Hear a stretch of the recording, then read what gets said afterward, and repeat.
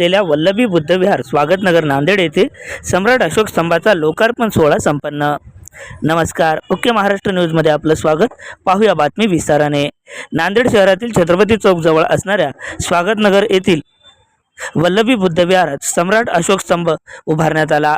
या स्तंभाचा लोकार्पण सोहळा उत्तर नांदेडचे आमदार बालाजी कल्याणकर आणि भदंत पय्याबुधी थेरो यांच्या हस्ते संपन्न झाला।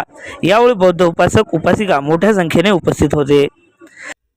आज बुद्ध पौर्णिमा आहे, तसेच एकमेव दिन आहे, तसेच कामगार दिन आहे।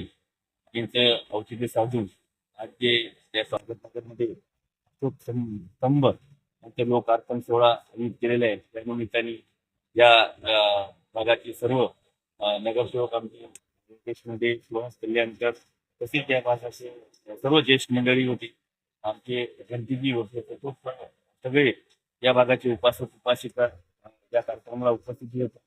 त्या निमित्ताने सांगू इच्छितो की आज खरंच मला या स्तंभाचा अशोक स्तंभाचं हे भाग्य लाभलं, या सगळ्याच्या आयोजकांमुळे लाभलेलं आहे। खरंच त्या निमित्ताने या अशोक स्तंभाला जे सगळ्यांनी या भागातील सर्व उपासक उपासिकांनी सगळ्यांनी आदिवासी सर्व यांनी सहकार्य केलेलं आहे, म्हणून या भागाचा अशोक स्तंभ उभारलेला आहे।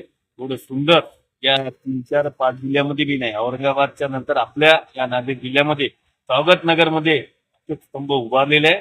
परत या निमित्ताने त्यांचं सगळ्याचं कौतुक करतो आणि खूप खूप शुभेच्छा देतो। जय हिंद, जय महाराज, जय भीम।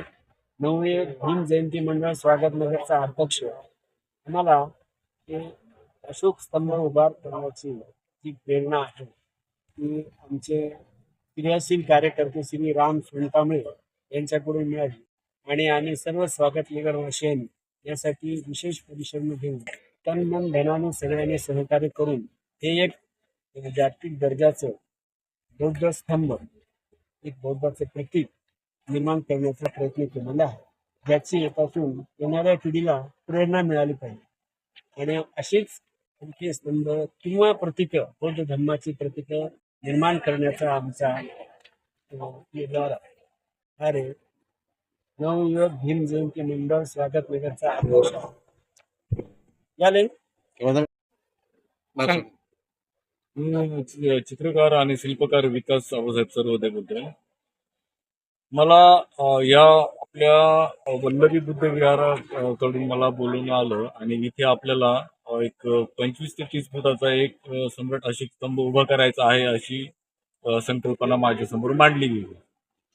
त्या सर्वांच्या सहकार्याने आणि आमच्या सर्व नियोजनाने स्तंभ उभारण्याचं काम सुरू झालं। सुरुवातीला याची एक मी थोडक्यात प्रक्रिया सांगतो की हा स्तंभ उभा करण्याच्या सुरुवातीला हा स्तंभ क्लेमध्ये बनवला जातो। क्लेमध्ये तयार केल्यानंतर तो त्यावरती साचा तयार करून मग तो फायबरमध्ये परिवर्तित केला जातो।